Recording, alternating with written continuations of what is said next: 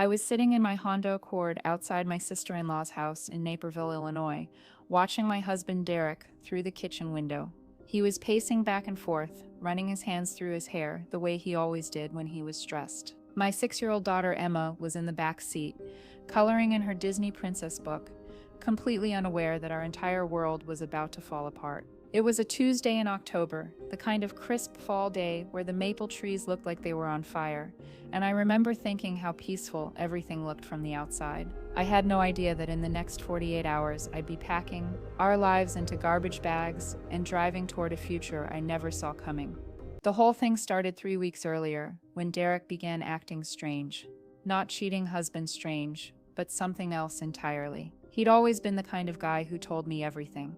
Sometimes too much. Like when he'd spend 20 minutes explaining why he chose Cheerios over Frosted Flakes at the grocery store. But suddenly, he was taking phone calls in the garage and closing his laptop whenever I walked into the room. When I asked him about it, he'd just smile that tight smile and say he was handling some family stuff. Derek's family was complicated, so I figured it had something to do with his mom Carol or his sister Jennifer, and I let it slide. You have to understand, the Walsh family was like a lot of Irish Catholic families from the south side of Chicago. They looked perfect on the outside, with their matching Christmas sweaters and their Sunday dinners, but underneath there were layers of secrets and resentments that went back decades. Derek's dad had died when he was 12, leaving Carol to raise 3 kids on a teacher's salary. She did her best, but she had favorites, and Derek wasn't one of them.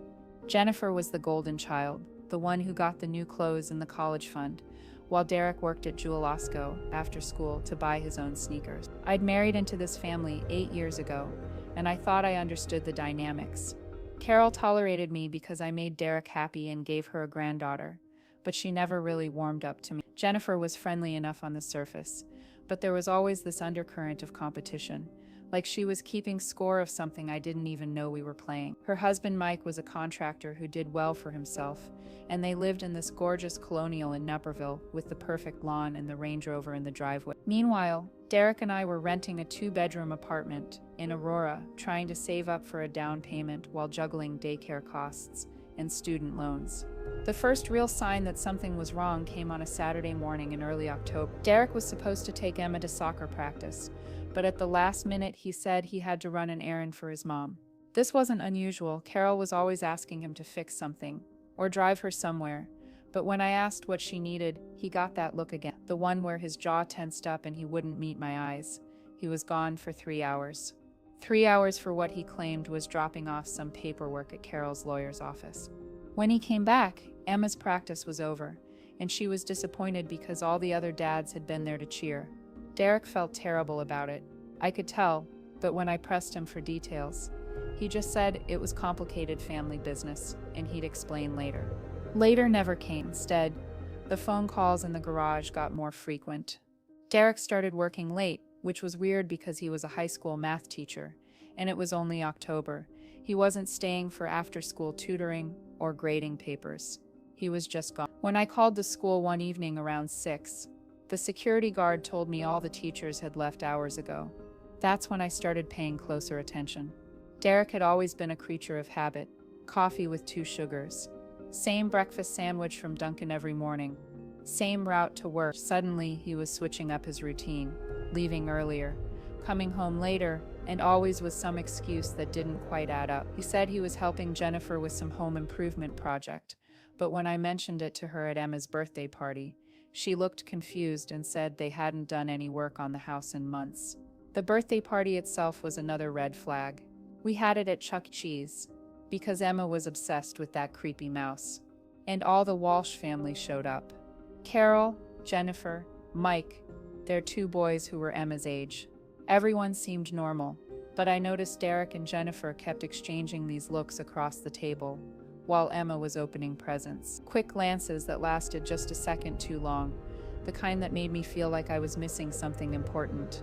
After we got home that night and Emma was in bed, I confronted Derek directly. I sat him down at our kitchen table, the one with the wobbly leg that we kept meaning to fix, and I asked him straight up what was going on. He looked at me for a long moment, and I could see him weighing his options. Finally, he reached across the table and took my hand. He told me that his mom was having financial problems. Big ones. She'd been hiding it for months, too proud to ask for help.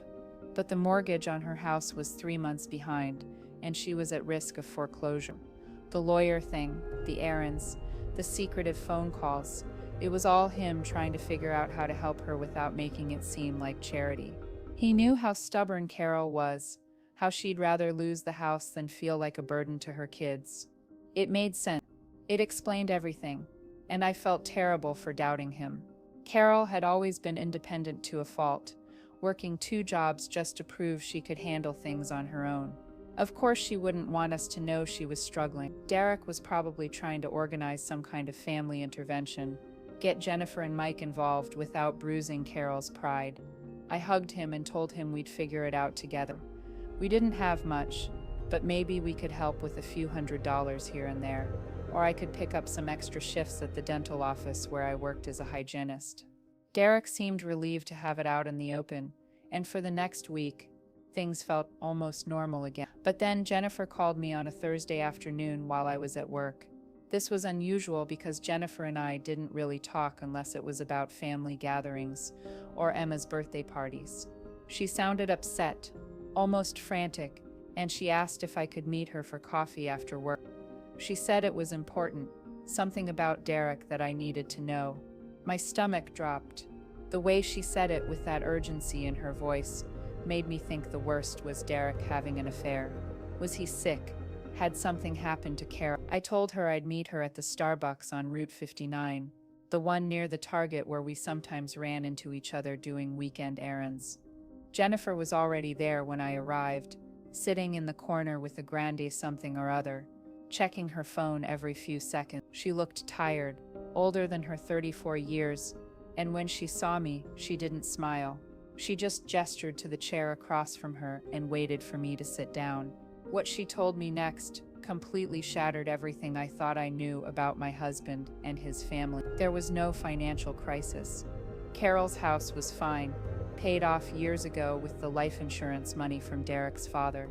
The lawyer visits, the secretive phone calls, the emergency errands, they were all part of something much darker and more complicated. Jennifer explained that Derek had been coming to her house for weeks, not to help with home improvements, but to store packages, boxes and envelopes that came addressed to fake names at Jennifer and Mike's address. She didn't know what was in them at first.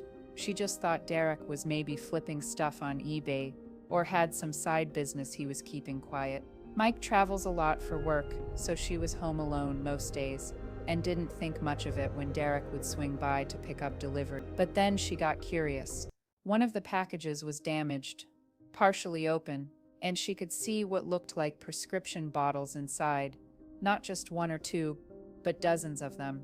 All different names, all different medications, but all forwarded to Derek through their address. When she confronted him about it, he broke down and told her everything. Derek had been selling prescription drugs online, not street drugs, but legitimate medications that he was somehow getting through fraudulent prescriptions, and then reselling to people who couldn't afford their medications through normal channels. He'd started small, just helping out a few older teachers at his school who were struggling with diabetes medication costs, but it had grown into something much bigger and much more dangerous. The worst part was how he'd gotten Jennifer involved without her knowing it. He'd used her address because their house was in a nicer neighborhood and packages were less likely to get stolen. He'd forged her signature on delivery confirmation. He'd even used Mike's name on some of the fake identities, putting Jennifer's marriage and Mike's contracting business at risk if they got caught.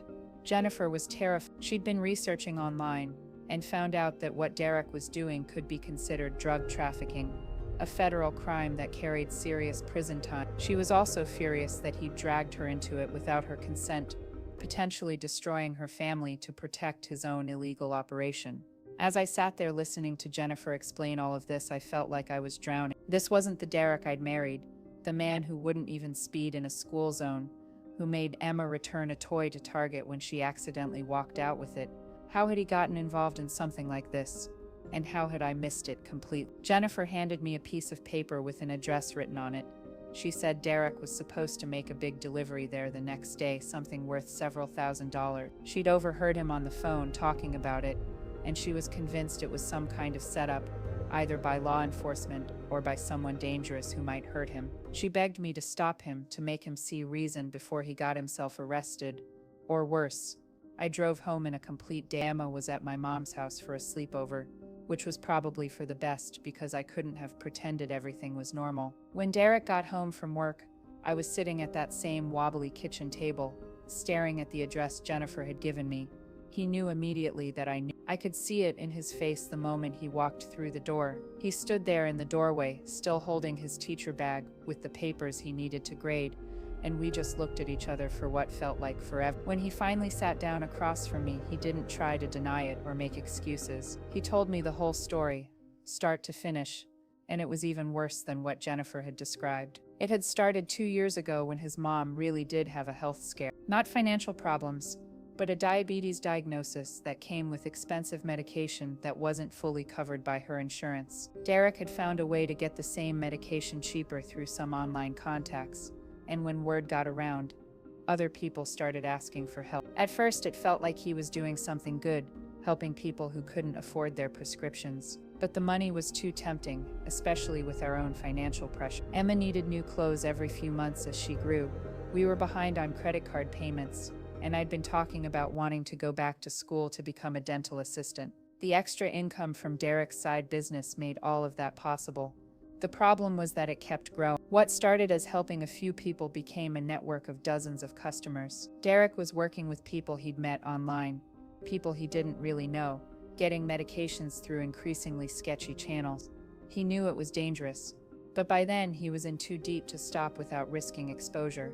The delivery Jennifer had mentioned was supposed to be his last big score, enough money to pay off our debts and get out of the business for good. But as he was explaining all of this to me, I could see that he was scared, really scared.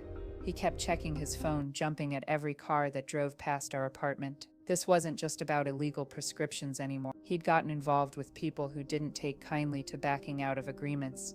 I had to make a choice right then and there. I could try to talk Derek out of making the delivery, risking whatever consequences came with disappointing his contact. I could call the police and turn in my own husband, destroying our family but potentially saving his life. Or I could pretend I'd never found out and hope that somehow everything would work out. But there was a fourth option that I hadn't considered until Derek mentioned something that made my blood run cold. He said that some of his contacts knew where we lived, knew about Emma, knew about our routine. If he backed out now without making the delivery, they might come looking for their money, and they might not be understanding about the fact that we didn't have it. That's when I knew we had to run, not just from the delivery, not just from the legal consequences, but from Derek's criminal contacts, the federal investigation that Jennifer was convinced was coming, the whole toxic web of lies and secrets that had trapped our family. We had to disappear, start over somewhere else, and hope that we could rebuild our lives before anyone caught up with us. I told Derek to call in sick to work the next day. I called my supervisor at the dental office and said I had a family emergency. We spent the morning quietly packing our most important belongings into garbage bags and suitcases, trying to make it look like we were just doing laundry or organizing closets in case anyone was watching. I pulled Emma out of school, telling them she had a stomach bug and would be out for a few days. The hardest part was calling my mom to pick up Emma early from the sleepover. I couldn't tell her what was really happening, so I made up some story about Derek's mom being in the hospital. My mom was suspicious. She always could read me like a book, but she didn't push for details. She just said she'd have Emma ready in an hour, and that she loved us. When we picked up Emma, she was excited because she thought we were going on an adventure. She didn't understand why Mommy and Daddy looked so serious, or why we had so many bags in the car. But she was 6 years old and easily distracted by the promise of stopping for McDonald's on the way to wherever we were going. We drove for 12 hours straight, taking turns behind the wheel, stopping only for gas and bathroom breaks. Derek had about $3,000 in cash from his illegal business, and I had another $800 in our emergency fund. It wasn't much, but it was enough to get us far away from Chicago and buy us some time to figure out our next move. We ended up in a small town called Cedar Falls in eastern Iowa. the kind of place where everyone knows everyone and strangers stand out. We rented a furnished apartment week to week from an older woman named Mrs. Patterson, who didn't ask too many questions when we paid in cash. Derek grew out his beard and started wearing baseball caps all the time. I dyed my hair darker and started going by my middle name, Marie, instead of Sarah. Emma adjusted better than we did. Kids are resilient in ways that adults forget, and for her, it really was just an adventure. She started at the local elementary school within a week, making friends and learning her way around town like she'd lived there her whole life. Derek found work at a small farm outside of town, doing manual labor for cash under a different name. I got a job cleaning houses for some of the wealthier families in the area. It wasn't the life we'd planned, but it was peaceful. For the first time in months, Derek stopped looking over his shoulder every few minutes. We ate dinner together as a family, helped Emma with her homework, watched Disney movies on weekend evenings. It felt like we were finally breathing again. But you can't run from your past forever, especially when your past involves federal crimes and dangerous people who don't like being cheated. 6 weeks after we'd settled in Cedar Falls, Derek got a phone call on the burner phone he'd kept for emergencies. It was Jennifer, and she was crying. The FBI had raided her house the day before. They'd found evidence of the prescription drug operation, including records that tied Derek to dozens of illegal transactions. They'd also arrested 3 of Derek's contacts in Chicago, and one of them was apparently cooperating with investigators in exchange for a reduced sentence. Jennifer and Mike weren't being charged, but they were being treated as witnesses in a federal investigation, and their lives were completely turned upside down. Worse yet, some of Derek's former associates had been asking questions around our old neighborhood. They'd been to our apartment building, talking to neighbors, trying to figure out where we'd gone. They'd even approached my mom, asking if she'd heard from us. My mom, bless her heart, had told them to go to hell and called the police, but it was clear that staying hidden was going to be more difficult than we'd hoped. Derek and I talked all night about what to do next. We could keep running, maybe head further west, change our names completely, and try to disappear into some big city where no one would find us. We could turn ourselves in and hope for the best, trusting that Derek's cooperation might earn him a lighter sentence. Or we could stay in Cedar Falls and hope that we were far enough off the radar to avoid detection. In the end, it was Emma who made the decision for us. She came into our bedroom the next morning, still in her pajamas with her hair sticking up in all directions, and climbed into bed between us. She looked at Derek with those serious brown eyes that she'd inherited from him, and asked why Daddy looked scared all the time now. Derek broke down crying right there in front of our 6-year-old daughter. He told her, in terms she could understand, that he'd made some bad choices and gotten our family into trouble. He said that we might have to move again, maybe more than once, and that things were going to be different for a while. Emma listened to all of this very seriously. Then she put her little hand on Derek's cheek and told him that as long as we were all together, she didn't care where we lived. That afternoon, Derek drove to the Cedar Falls police station and turned himself in. He called the FBI agent whose card Jennifer had given him and arranged to surrender voluntarily. He confessed to everything, provided them with names and details about his operation, and agreed to cooperate fully with their investigation in exchange for consideration during sentencing. The next few months were the hardest of our lives. Derek was released on bail, but he had to wear an ankle monitor and couldn't leave the county. I had to find a lawyer, which ate up most of our remaining savings. Emma had to deal with kids at school asking why her daddy had to check in with a police officer every week. But something interesting happened during this time. The people of Cedar Falls, instead of shunning us like I'd expected, actually rallied around our family. Mr. Patterson let us stay in the apartment rent-free until Derek's sentencing hearing. The principal at Emma's school made sure she had access to counseling and extra support. My house cleaning clients started paying me extra and referring me to their friends, even after they found out about Derek's legal troubles. It turned out that a lot of people in small-town Iowa had their own experiences with prescription drug costs and medical bankruptcy. They didn't approve of what Derek had done, but they understood the desperation that had led him to it. More importantly, they could see that we were trying to make things right and build a better life for our daughter. Derek was sentenced to 18 months in federal prison, followed by 2 years of supervised probation. It could have been much worse. The judge acknowledged his cooperation and his genuine remorse, and the fact that he'd turned himself in voluntarily. The day he reported to prison was one of the worst days of my life, but it was also the day I finally felt like we could start moving forward instead of just running away. Emma and I stayed in Cedar Falls while Derek served his sentence. I eventually got my dental assistant certification through a community college program, and by the time Derek was released, I had a good job at a family practice in town. Emma was thriving in school. She'd made close friends and had even joined the youth soccer league. Cedar Falls had become home in a way that our old life in Illinois never really had. Derek came out of prison a changed man, not broken, but humbled in a way that made him a better husband and father. He found work as a tutor for kids who were struggling in math, and eventually he was able to get his teaching license restored. He coaches Emma's soccer team now, and he volunteers at the community center, helping adults prepare for their GED exams. We never moved back to Chicago. There was nothing left for us there except painful memories and people who reminded us of the worst time in our lives.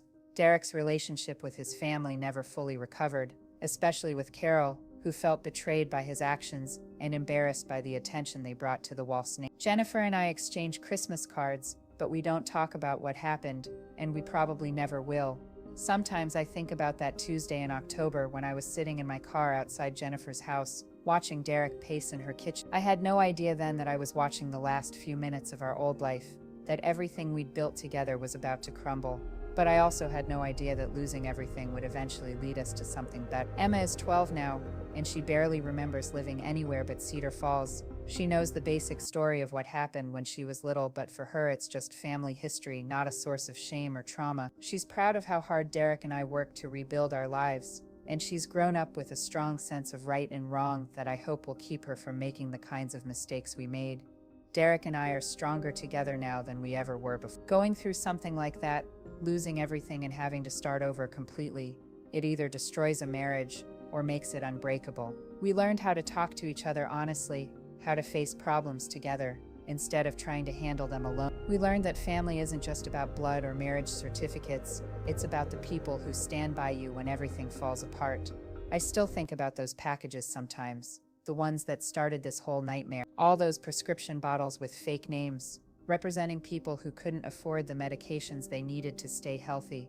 Derek was wrong to handle it the way he did, but the problem he was trying to solve is still out there. People are still choosing between their rent and their insulin, still rationing pills because they can't afford refills. Maybe that's why Derek volunteers so much now, why he spends his free time helping people navigate the system instead of trying to circumvent. He can't undo the choices he made, but he can use what he learned to help others find legal solutions to the same problems that once drove him to break the law. As for me, I learned that sometimes the people you trust most are the ones who can hurt you the deepest.